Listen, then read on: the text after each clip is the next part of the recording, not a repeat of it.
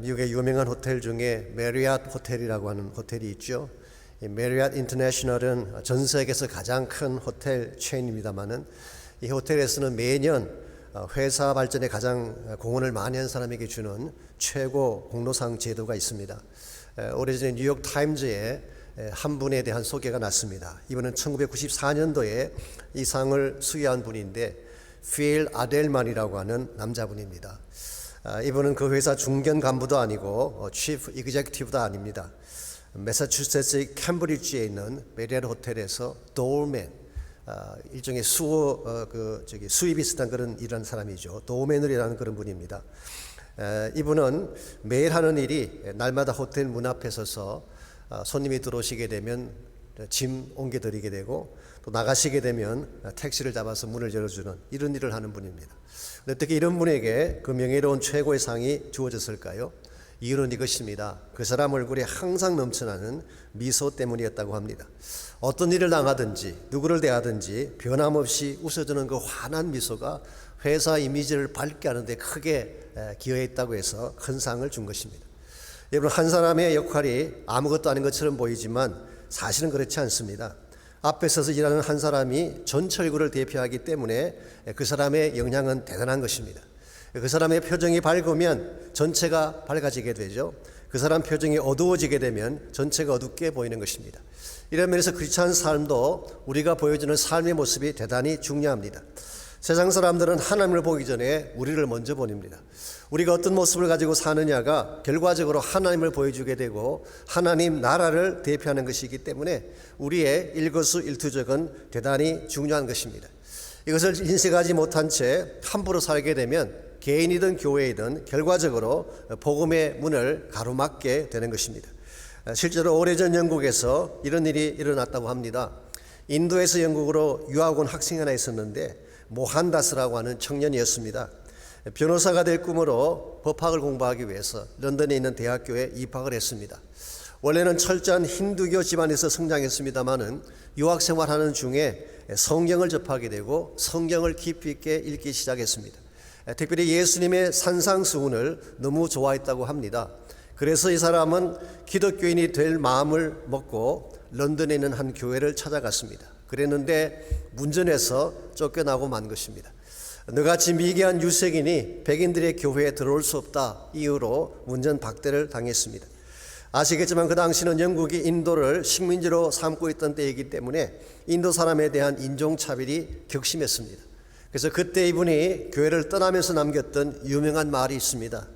나는 그리스도는 존경하지만 그리스도인은 싫어한다. 이 말을 남기고 다시는 교회를 나가지 않았습니다. 이 사람이 누구인지 아시겠습니까? 인도 10억 인구를 이끌었던 마하트마 간디에 대한 스토리입니다. 이 마하트마라고 하는 것은 일종의 칭호입니다. 위대한 정신이라고 하는 칭호이지 이름이 아닙니다. 이 마하트마 간디가 결국 인도로 돌아가서 인도 전체를 이끈 것입니다. 만약 그때 교회가 그를 받아주었더라면 얼마나 인도의 기독교 영향이 크게 펼쳐져 갔겠습니까?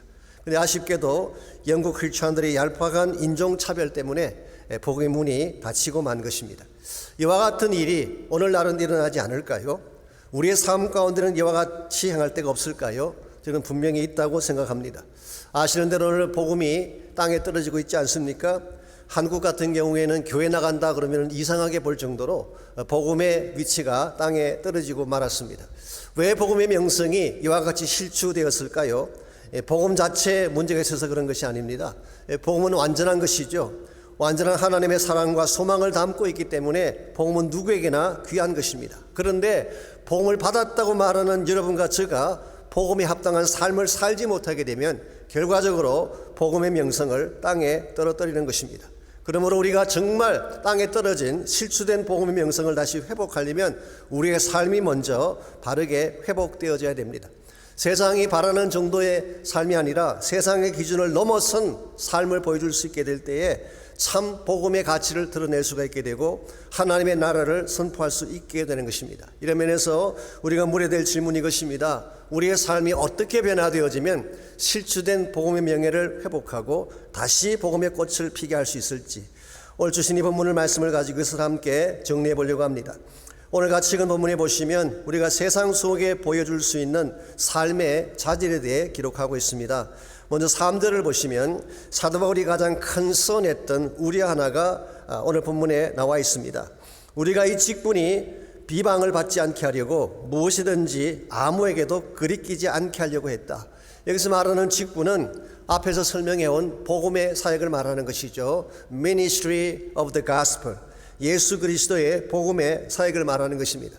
바울의 최대 관심사는 뭐냐고 하면 우리가 계속해왔던 이 복음의 직분, 복음의 사역이 비방을 받지 않게 함으로써 사람들에게 그 침돌이 되지 않게 하기를 원한다. 이것이 사도 바울의 최대 관심사였습니다. 그래서 비방을 받는다고 하는 이 말의 뜻은 사실은 손상을 입는다, 조롱을 받는다, 신용을 잃어버린다, 그런 뜻의 단어입니다. 사도 바울은 자신 개인의 평안이나 안전에는 관심이 없었습니다. 그는 어떻게 되든 오케이예요. 그러나 만일 복음의 손상이 간다든가 복음이 세상의 조롱거리가 된다면 이건 용납할 수가 없다는 것입니다. 왜냐하면 복음의 명성에 금이 가면 하나님의 선교 사역이 무너지게 되고 결과적으로 하나님 나라의 비전 자체가 붕괴되기 때문에 바울은 복음의 명성을 귀하게 여긴 것입니다. 여러분과 저에게도 동일한 자세가 필요하다고 생각합니다. 우리가 정말 복음이 소중한 것이라고 정말 믿는다면 복음의 가치가 손상되지 않도록 우리 삶을 변화시켜야 되는 것입니다. 여러분과 저의 삶이 어떠한 모습으로 변하게 되면 다시 복음의 명성이 올라가게 되고 우리 때문에 복음의 꽃이 피어나는 역사가 일어날 수가 있을까요? 오늘 같이 봉독한 본문에 보시면 사도 바울은 이 복음의 명성을 회복하고 복음의 꽃을 다시 피게 하기 위해서 본인이 선택했던 몇 가지 삶의 내용을 오늘 본문에서 소개하고 있습니다. 우리 모두가 복음의 꽃을 피우기를 원하는데 그렇게 하기를 원한다면 첫 번째로 자발적 고난이 필요합니다. 억지로 당하는 고난이 아니라 내가 자원해서 당하는 고난, 이것이 복음의 꽃을 피게 하는 것입니다. 4절을 다시 보시기 바랍니다. 오직 모든 일에 하나님이 일꾼으로 자천하여 많이 견디는 듯고 환난과 궁핍과 고난과 매맞음과 갇힘과 난동과 수고로움과 자지 못함과 먹지 못함 가운데도 이렇게 말씀하고 있어요. 이 말씀에 의하면 사도 바울은 예수 그리스도의 일꾼으로 자천했다고 말하고 있습니다. 자천한다는 말의 뜻이 뭘까요? 스스로 추천한다, 그런 뜻이에요. 누가 떠밀어서 할 수 없이 뛰어난 사역에 뛰어든 사역이 아니라 자신이 원해서 택한 사역이라는 것입니다. 그러면서 본인이 내가 이와 같이 선택했고 택했기 때문에 가지게 된 이 사역을 이루기 위해서 본인이 겪어야 했던 수많은 고난들을 오늘 본문에서 나열하고 있습니다. 카운트해 보시면 10가지 고난이 나열되어 있습니다. 첫 번째가 많이 견디는 것이라고 했죠. endurance, 어떠한 문제를 당하더라도 포기하지 않고 견딘 것입니다. 두 번째로 환난이라고 하는 것은 텔렙시스, 짓누르는 압박을 말합니다. 세 번째로 궁핍, 여기서 궁핍이라는 단어는 가난이라는 뜻이 아닙니다. hardship, 피할 수 없는 고통과 아픔과 슬픔을 총괄하는 hardship을 궁핍이라고 번역을 했습니다. 네 번째로 고난, 사실 옛날 성경인 개역 한글에서는 곤란이라고 번역을 했어요. 저는 그 번역이 더 맞다고 생각합니다. 이 좁은 공간에 갇혀서 꼼짝할 수 없게 된 상태, 이것을 곤란이라고 말하죠. 다섯 번째로 매맞음, 채찍에 맞는 것을 말합니다. 여섯 번째로 갇힘, imprisonment. 사도 바울은 여러 차례 감옥에 투옥당했습니다. 신약 성경에는 4차례 감옥에 갇힌 것으로 나와 있죠. 그가 빌립보에 갇혔고 예루살렘, 가이사라, 로마에 갇힌 기록이 나옵니다. 그러나 클레멘트 롬이라고 해서 우리 초기 교부 중에 한 분인 그분의 설명에 하면은 바울이 최소한 7번 투옥됐다고 말합니다. 사도 바울의 생애 가운데는 수많은 감옥 생활이 있었어요. 7번째로 난동이라고 하는 것은 riot, 마업이라고 번역할 수 있습니다. 폭도들에 의해서 일어나게 된 폭동을 말하는 것이죠. 8번째로 수고로움, 탈진하도록 일을 하는 것을 말합니다. 9번째로 자지 못하고 10번째로 먹지 못했어요. 여러분, 여기에 나열된 고난은 결코 쉽지 아니한 고난입니다. 오죽했으면 크리소스톰이 이것을 고난의 눈보라, blizzard of the troubles, 고난의 눈보라라고 그렇게 표현했겠습니까? 그런데 놀라운 사실이 무엇인가요? 이와 같이 엄청난 고난을 바울은 자원해서 받았다는 것입니다. 앞서 말씀드린 것처럼 자천해서 스스로 원해서 이 고난의 직을 감당한 것입니다. 피하려면 피할 수 있었습니다. 도망치면 되는 건 아니겠습니까? 그러나 그는 피하지 아니하고 뒤로 숨지 아니하고 오히려 당당하게 그것을 당했어요. 왜 바울은 피할 수 있는 고난을 피하지 아니하고 이 고난을 스스로 당했을까요? 이유는 딱 한 가지입니다. 고난을 통해서 복음의 문을 열기 위함이었어요. 실제로 사도행전을 읽어보시게 되면 사도 바울이 당한 고난 때문에 복음의 문이 열렸던 많은 예들이 사도행전서에 기록이 되어 있습니다. 그 중에 몇 가지를 소개해드리자면요, 우리가 너무나 잘 아는 빌립보 감옥의 케이스죠. 바울과 실라가 빌립보 지역에서 복음을 전가하다가 체포당하게 됩니다. 재판도 받지 않은 상태에서 옷을 찢고 매를 때린 후에 만신창이가 된 그들을 착고를 채우고 지하 감옥에 가두어 버렸어요. 분명히 억울한 고난이죠. 부당한 대우를 받은 것입니다. 일반적으로 이렇게 되면 곡소리가 터져 나오고 불평과 원망이 터져 나와야 되는데 그들은 한밤중에 찬송을 부르기 시작했어요. 이것이 불신자들에게는 충격을 준 것입니다. 그들의 기대와 전혀 다른 반응이 나왔기 때문입니다. 아니, 때렸으면 울어야 되는데 어떻게 찬송이 나오냔 말이죠. 억울하게 당했으면 원망하고 항의를 해야 되는데 어떻게 감사가 나오냐는 것입니다. 여기서 그들은 충격을 받습니다. 도대체 저 사람 마음속에는 무엇이 있길래 고난에도 불구하고 저렇게 당당하단 말인가?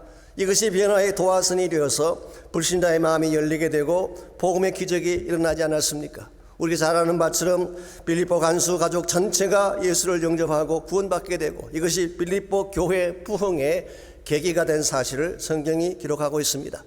사도는 27장에 나오는 유라굴로 광풍의 케이스도 마찬가지입니다. 사도 바울과 276명의 로마 군인을 태운 배가 지중해 한복판에서 풍랑을 만났습니다. 유라굴로라는 이 광풍은요, 약 10월경에 불어오는 엄청난 스톰을 말합니다. 이와 같은 풍랑 앞에 14일 동안 그들은 밤낮 없이 풍랑이 불어오는 가운데에 모든 사람이 패닉 상태에 빠지고 절망 속에 두려워하고 있었어요. 그때 바울이 그들 앞에 나서서 했던 말이 무엇입니까? 여러분이여 안심하십시오. 나는 하나님을 믿습니다.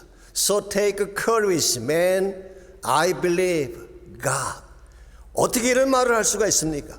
모든 사람이 두려워 벌벌 떨며 절망 가운데 공포 속에 빠져 있는데 어떻게 사도 바울은 그 사람들을 위로하는 말을 풍랑 한가운데서 할 수 있다는 것입니까?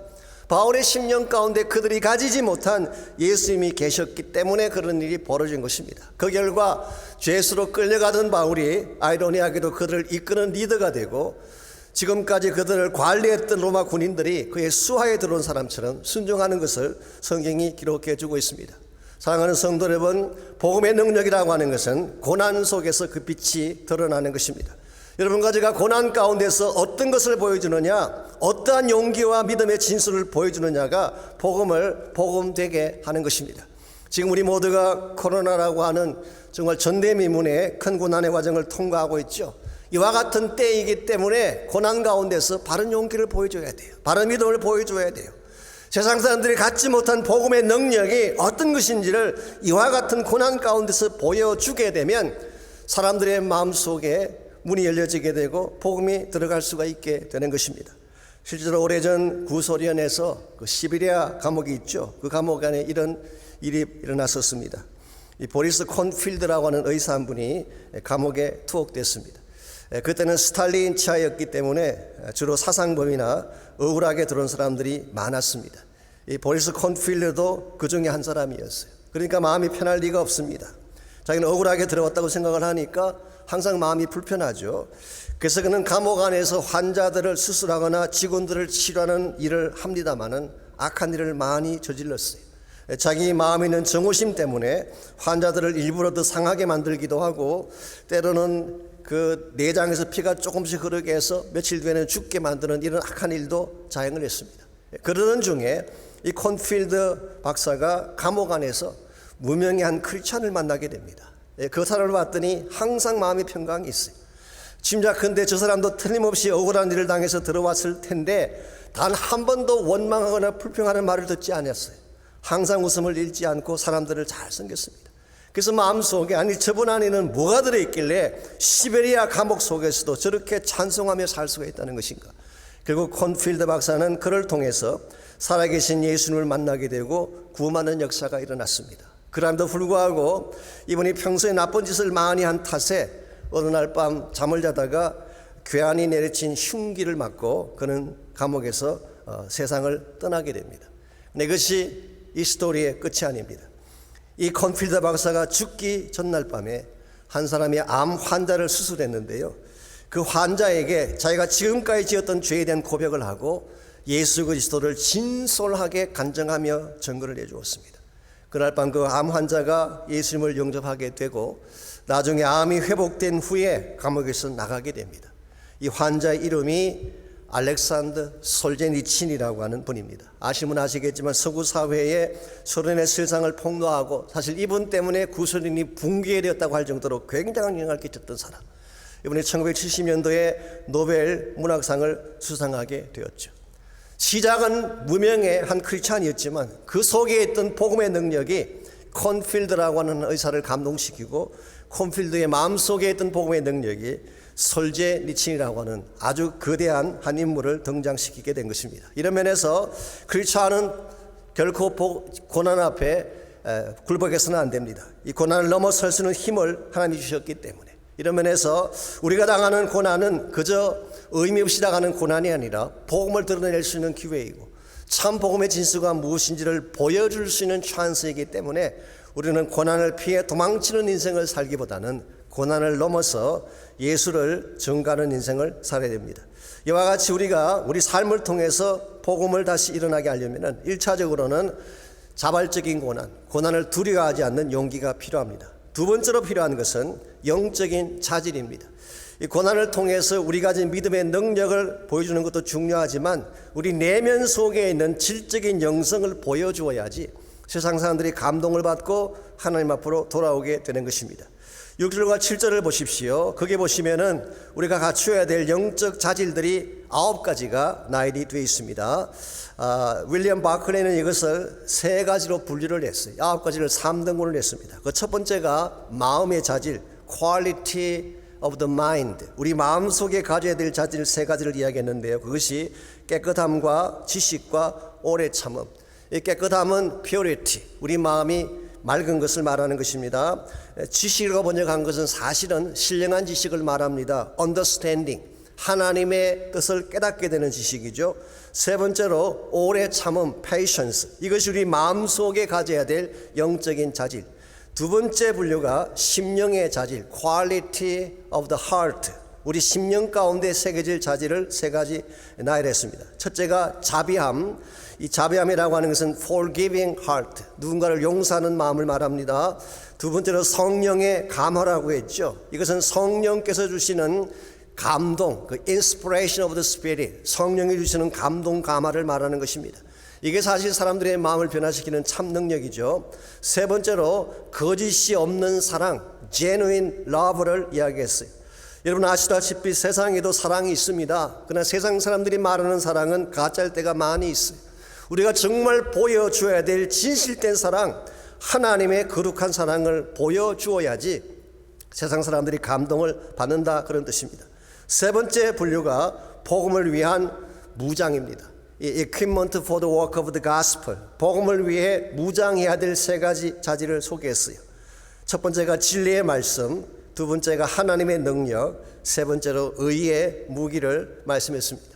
이것은 복음을 방해하는 악한 자를 깨뜨리고 악한 영의 역사를 깨뜨릴 수 있는 파워를 말하는 것입니다. 제가 나중에 기회가 되면 또 한 번 더 말씀을 드리겠지만요, 오늘 세상에 가지고 있는 이 거짓된 논리라고 하는 것이 굉장히 파워풀합니다. 여러분 생각보다 훨씬 더 교모하고 그럴듯해요. subtle and plausible, 굉장히 설득력이 있습니다. 그래서 소위 젊은 사람들이나 지성인들이 속아 넘어가는 이유가 여기 있습니다. 제가 지난 주간 새벽기도 때 잠깐 소개해드렸습니다마는 그 존 비비어가 쓴 무엇이 선인가라고 하는 책이 있습니다. 원래 영어 제목이 Good or God이라고 하는 그런 제목이에요. 이 Good은 G-O-O-D이고 God은 G-O-D죠.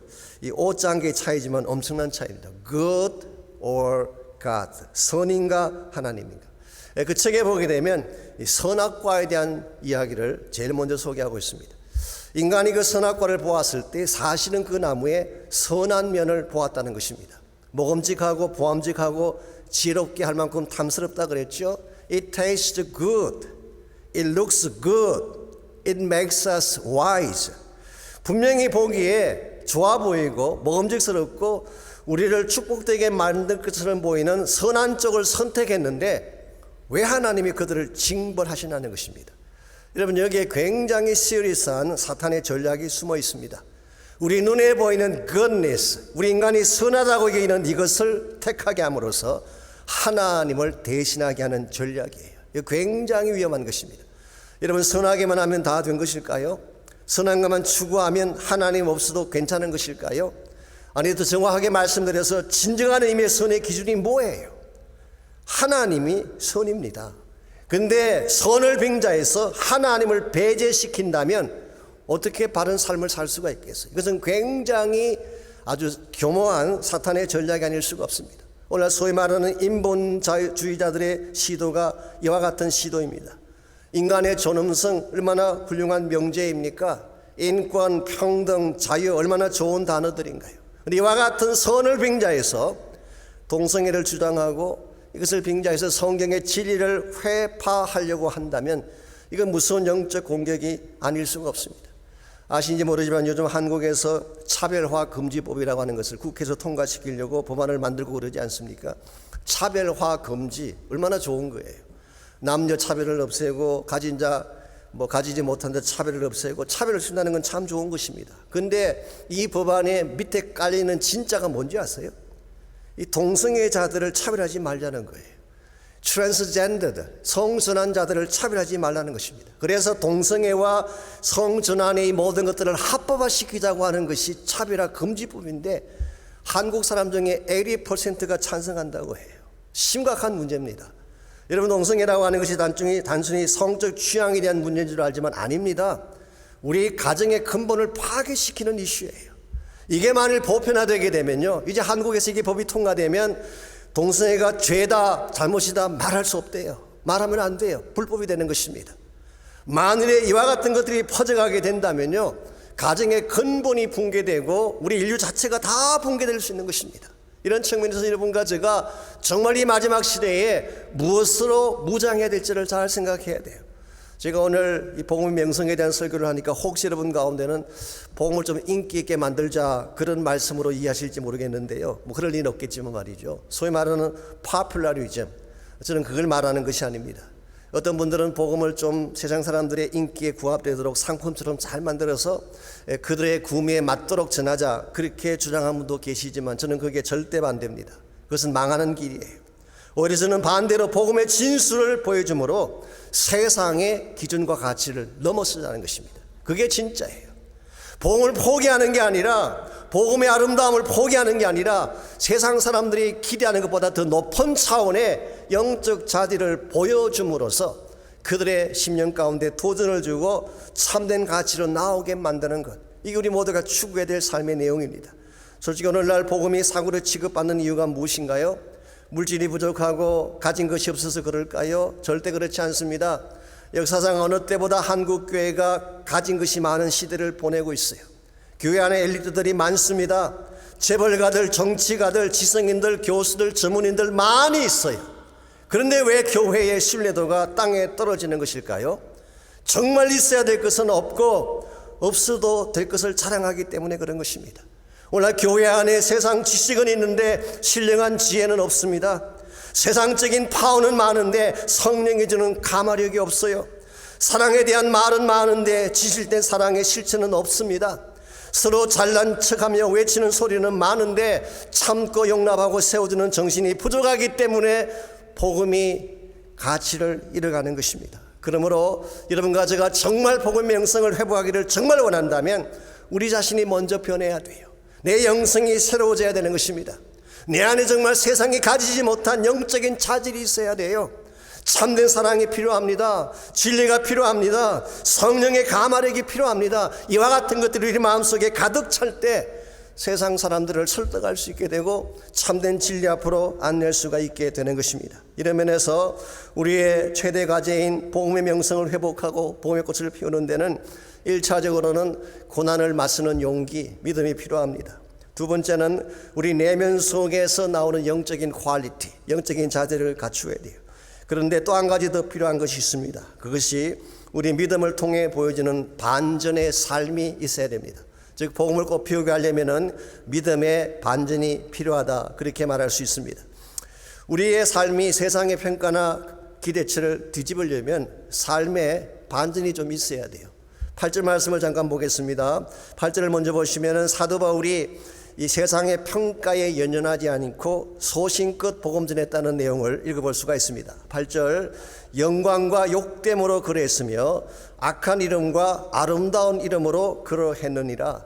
우리말 번역은 이렇게 되어 있지만 New Living Translation이 이렇게 번역했어요. 사람들이 우리를 존경하든 멸시하든, whether people honor us or despise us, 사람들이 우리를 존경하든 멸시하든, 그들이 우리를 악평하든 칭찬하든, whether they slander or praise us, 우리를 슬렌더하든 혹은 프레이즈하든, we serve God, 우리는 하나님을 섬긴다, 그렇게 번역이 되어 있어요. 여기에 사도 바울이 가진 초월적 신앙 자세를 읽어볼 수가 있습니다. 바울은 사람들의 평가에 연연하지 않았어요. 사람들이 나를 어떻게 보느냐, 그것 때문에 가진 복음을 컴프로마이즈하든지 진리를 컴프로마이즈 않았어요. 오히려 바울은 한 걸음 더 나아가서 이 세상의 기대와 평가를 넘어서는 크리스찬 삶의 반전을 오늘 본문을 통해 소개하고 있습니다. 오늘 우리 9절 10절 계속 보시게 되면 무엇 같으나 실상은, 이런 표현이 7번 반복해서 나옵니다. 무엇 같으나 실상은, 무엇 같으나 실상은. 예를 들면은 속이는 자 같으나 참되고, 무명한 자 같으나 유명한 자요, 죽은 자 같으나 보라 우리가 살았고, 징계를 받는 자 같으나 죽음을, 무엇 같으나 실상은. 이 같으나라는 이 표현은 세상의 눈에 비친 우리의 모습을 말합니다. 세상 사람들이 보기에는 그렇게 볼 수 있다는 거예요. 그러나 실상은 그렇지 않음을 강조하고 있습니다. 예를 들어서 그들의 눈에 보이는 것으로는 속이는 자처럼 보일 수 있지만 실상은 진실된 자다, 참된 자다, 그렇게 말하고 있죠. 세상 사람들이 우리를 보게 되면요, 속이는 자처럼 그렇게 볼 수 있어요. 왜냐하니까 죽은 예수가 살았다고 말하지 않나, 눈에 보이지 않는 천국이 있다고 말하지 않나, 이 세상 사람들이 볼 때는 거짓말처럼 들릴 수 있는 것입니다. 그런데 크리스찬들을 겪어보니까 이들이 진짜라는 것을 알게 된다는 뜻이에요. 이게 참되다는 말의 뜻이 알레테스라는 헬라 말이 영어로 표현하면 authentic하다, 그런 뜻이에요. 테스트하고 테스트해보았더니 진품이구나, 그런 뜻이에요. 크리스찬 삶이 이래야 되는 것입니다. 겪어볼수록 진국이구나, 진짜구나, 이런 말을 들어야 돼요. 얼핏 보니까 이 사람들이 하는 말이 허황돼 보이고 거짓말처럼 보이는데 실제 겪어보니까 authentic한, 진짜다, 그런 뜻이에요. 무명한 자 같으나 유명한 자요, 이름 없이 빛도 없이 살아가기 때문에 무명한 자 같은데 이들이 살고 난 삶의 자취를 보니까 아름다운 열매가 너무 많다는 뜻이에요. 죽은 자 같으나 보라 우리가 살아있고, 징계를 받는 자 같으나 죽임을 당하지 않고, 분명히 죽였는데 죽지 않는 것입니다. 죽더라도 그렇게 팼는데 다시 살아서 복음의 길을 간단 말이죠. 어떻게 이와 같은 것이 가능할까요? 우리 안에 살아계신 예수님 때문인 줄 압니다. 근심하는 자 같으나 항상 기뻐하고, 가난한 자 같으나 많은 사람을 부유하게 하고, 아무것도 없는 자 같으나 모든 것을 가진 자로다. 얼마나 위대한 반전입니까? 세상이 보기에는 고통 속에서 우려야 될 사람들인데 그들은 웃음을 잃지 않은 것입니다. 세상이 보기에는 아무것도 가지지 못한 가난한 인생 같은데 그들은 어디를 가든지 축복을 나누며 산 것입니다. 이게 사실 성경이 말하는 반전이에요. 세상의 기대와 평가를 뛰어넘어서 참된 축복을 만들어낼 수 있을 때에 세상은 여러분들이 하는 복음의 말씀에 귀를 기울이기 시작합니다. 우리 가진 복음을 그들도 갖고 싶어 하는 것입니다. 자, 이와 같은 삶의 반전이 어떻게 가능할 수 있을까요? 비결은 딱 한 가지입니다. 나를 죽이고 내 안에 살아계신 예수 그리스도를 나타낼 때, 그때 비로소 인생의 반전이 가능한 것입니다. 우리가 너무나 잘 아는 갈라디아서 2장 20절, 내가 그리스도와 함께 십자가에 못 박혔나니 그런즉 이제 내가 산 것이 아니라 이제는 예수 그리스도께서 사신 것이라. 오직 내 안에 그리스도께서 사신 것이다. 이제 내가 육체 가운데 사는 것은 나를 사랑하사 나를 위하여 자기 자신을 버리신 하나님의 아들을 믿는 믿음 안에서 사는 것이다. 이제 내가 사는 것이 아니라 내 안에 그리스도께서 사신 삶. 이게 성경이 말하는 복음의 진수예요. Not me, but Christ. 나의 영광이 아닙니다. 주님의 영광이에요. 나의 파워가 아니에요. 예수 그리스도의 파워예요. 나의 꿈이 문제가 아니라 그분의 비전이 문제인 것입니다. 여러분과 제가 나의 육신을 십자가에 못 박아버리고 내 안에 살아계신 그리스도를 드러내기만 한다면 복음은 살아날 수밖에 없는 것입니다. 내가 죽지 않았기 때문에, 나의 욕망이 아직도 살아있기 때문에 복음의 문이 가려지게 되고 복음의 흐름이 닫혀지게 되는지도 모르겠습니다. 이런 면에서 우리는 다시 한번 내 자신을 돌아보며 내가 그동안 자랑했던 모든 것들을 다 내려놓고 세상 흉내내며 어설프게 살았던 우리의 삶을 다 청산하고 참 십자가를 따르는 사람으로 변화되어져야지 우리를 통해 복음이 전파될 수가 있고 하나님의 영광이 다시 회복되어지게 되는 것입니다. 몇 년 전 홍성사에서 출판한 책 중에 십자가의 길이라고 하는 제목의 책이 있습니다. 우리에게는 익숙하지 않지만 맹의순이라고 하는 한 분의 스토리를 다룬 책입니다. 사실 오래전에 정연희라고 하는 소설가가 주여 내 잔이 넘치나이다 이런 제목으로 책을 출판하기도 했습니다. 이분은 평양 장대현 교회 출신입니다.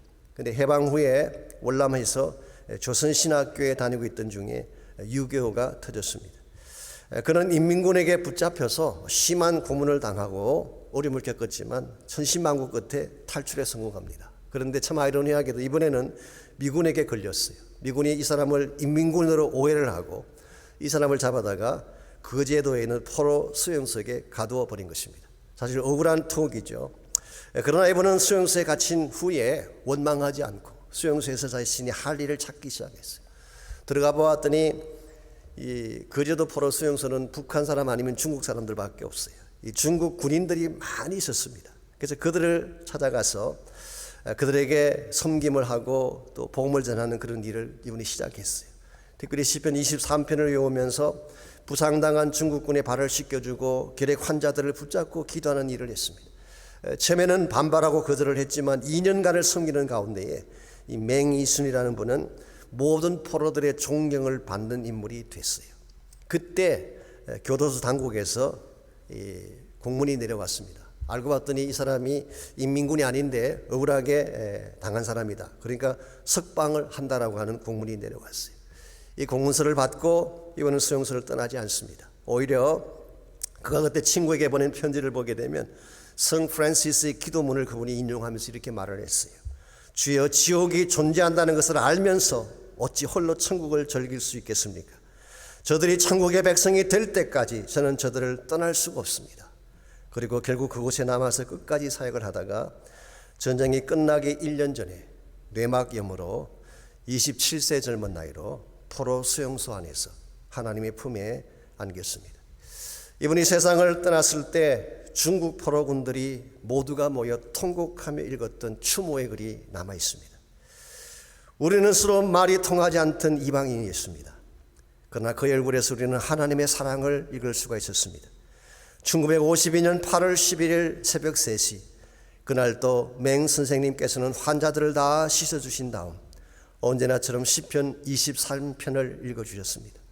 그리고 하늘을 바라보며 주여 내 잔이 넘치나이다 이 한마디를 선포하고 우리 곁을 떠나갔습니다. 우리는 심히 통곡합니다.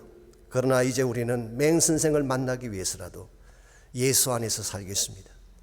우리는 이제 버려진 자들이 아니라 맹 선생님과 함께 주님 안에 있음을 감사합니다.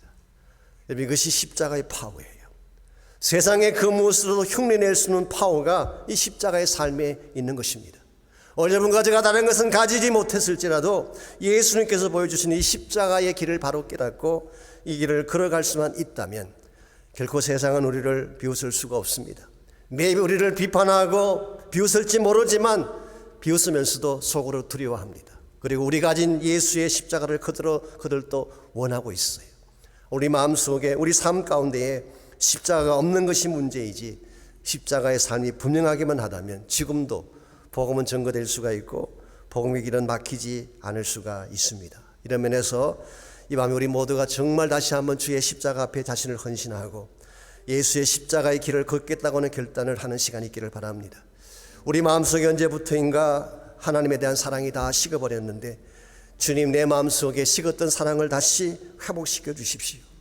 언제부턴가 나의 눈에 눈물이 다 말라버렸는데 주님 내 심령 가운데 십자가로 말미암아 우는 눈물이 다시 생기게 하십시오.